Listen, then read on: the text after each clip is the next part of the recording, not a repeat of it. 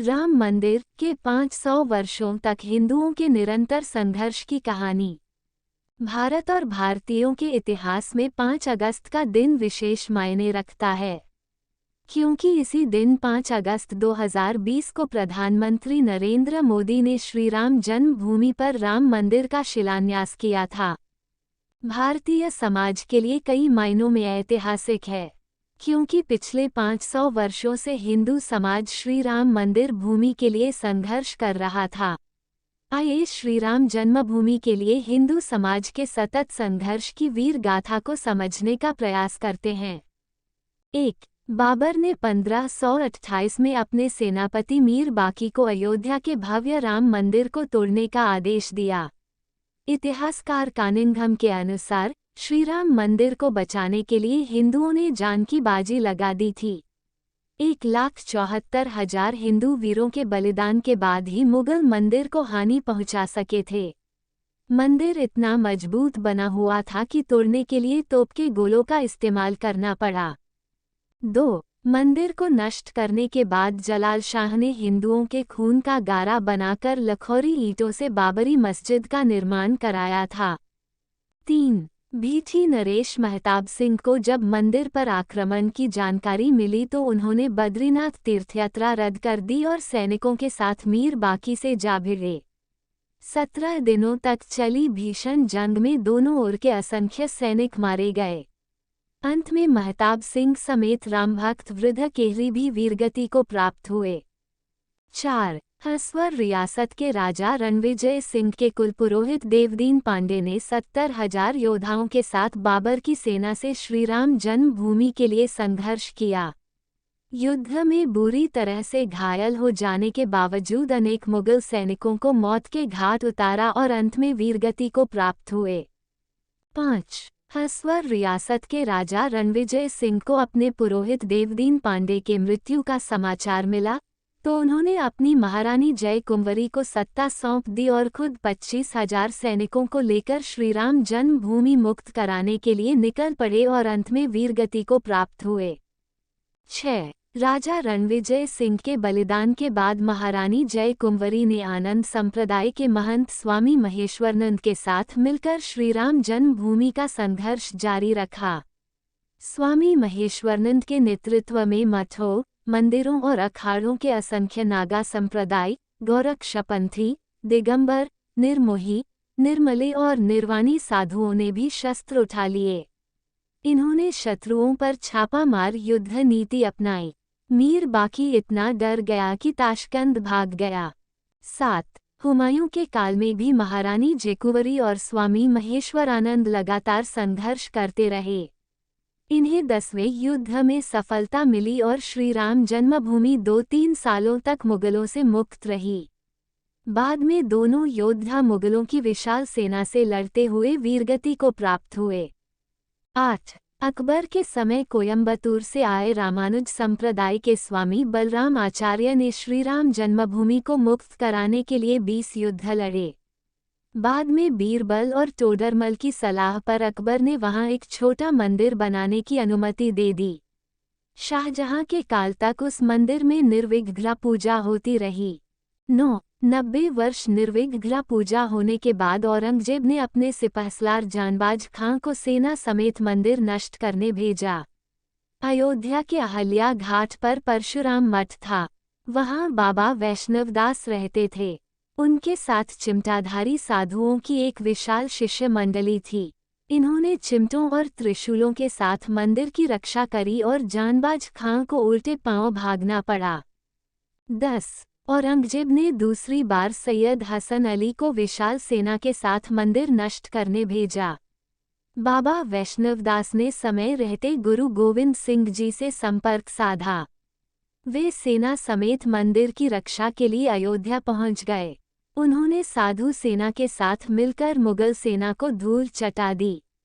हसन अली सादतगंज के मोर्चे पर मारा गया। 11. 1664 में औरंगजेब ने फिर एक विशाल सेना मंदिर तोड़ने के लिए भेजी, लेकिन तब तक गुरु गोविंद सिंह भी लौट चुके थे। मुगल सेना ने चबूतरे पर बने लघु मंदिर को तोड़कर गड्ढा बना दिया। लेकिन श्रद्धालु वहीं आकर पूजा करते रहे। 12. अमेठी के राजा गुरुदत्त सिंह और पिपरा के राजकुमार सिंह ने नवाब सादत अली से श्रीराम मंदिर के लिए संघर्ष जारी रखा। हिंदुओं के लगातार हमलों से तंग आकर नवाब ने पूजा और नमाज दोनों की अनुमति दे दी। 13. आज़ादी से पहले एक अंग्रेज सिपाही अब्दुल बरकत ने फैज़ाबाद जिलाधीश के नायर के सामने बयान दिया कि 22 से 23 दिसंबर 1941 की रात करीब 2 बजे उसने मस्जिद के अंदर हल्की रोशनी देखी, जो बाद में सुनहरी हो गई। इसके बाद घुंघराले बालों वाले 4-5 साल के एक सुंदर बालक को देखकर हैरान हो गया। थोड़ी देर बाद देखता है कि मुख्य द्वार का ताला टूटा हुआ है और मस्जिद में हिंदुओं की भीड़ एक सिंहासन पर मूर्ति रखकर पूजा कर रही है। 14. राम मंदिर आंदोलन के दौरान मुलायम सिंह यादव ने कहा था कि विवादित ढांचे पर परिंदा भी पर नहीं मार सकता। 30,000 से ज्यादा सुरक्षाकर्मी अयोध्या में तैनात कर दिए, लेकिन कोलकाता के कोठारी बंधुओं ने मुलायम सिंह के दावे की हवा निकाल दी। 23 साल के रामकुमार कोठारी और 20 साल के शरद कोठारी राम मंदिर के प्रति इतने समर्पित थे कि 200 किलोमीटर का रास्ता उन्होंने पैदल ही तय किया था, क्योंकि अयोध्या पहुंचने वाले सभी साधन रोक दिए गए थे। 30 अक्टूबर 1990 को विवादित ढांचे पर सबसे पहले चढ़ने वाला युवक शरद कोठारी था। फिर बड़ा भाई रामकुमार कोठारी भी ढांचे पर चढ़ गया और भगवा ध्वज लहरा दिया। 15. 30 अक्टूबर 1990 को विवादित ढांचे से सीआरपीएफ के जवानों ने दोनों भाइयों की पीटकर खदेड़ दिया, लेकिन इसी बीच पुलिसकर्मियों ने कार सेवकों पर फायरिंग शुरू कर दी। फायरिंग से बचने के लिए दोनों भाई लाल कोठी वाली गली में छिप गए। दोनों भाइयों को पुलिसकर्मियों ने बाहर निकालकर बेरहमी से गोली मारकर हत्या कर दी। सरकारी आंकड़ों में शहीद कारसेवकों की संख्या सिर्फ 5 बताई गई है, लेकिन मृतकों की संख्या इससे कई अधिक थी। 16. श्रीराम मंदिर के पक्ष में सुप्रीम कोर्ट का फैसला आने के बाद अयोध्या व आसपास के 105 गांवों के सूर्यवंशी क्षत्रिय परिवारों ने 500 साल बाद सिर पर पगड़ी और पैरों में चमड़े के जूते पहनकर अपने प्रण को पूरा किया।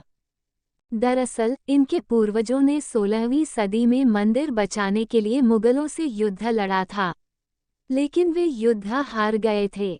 बता दें कि ठाकुर गजसिंह के नेतृत्व में मुगलों जंग हुई थी। इस जंग में ठाकुर गजसिंह हार गए थे।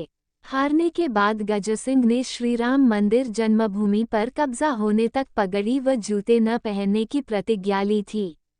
इसी प्रतिज्ञा का पालन उनकी आने वाली पीढ़ियों ने भी किया।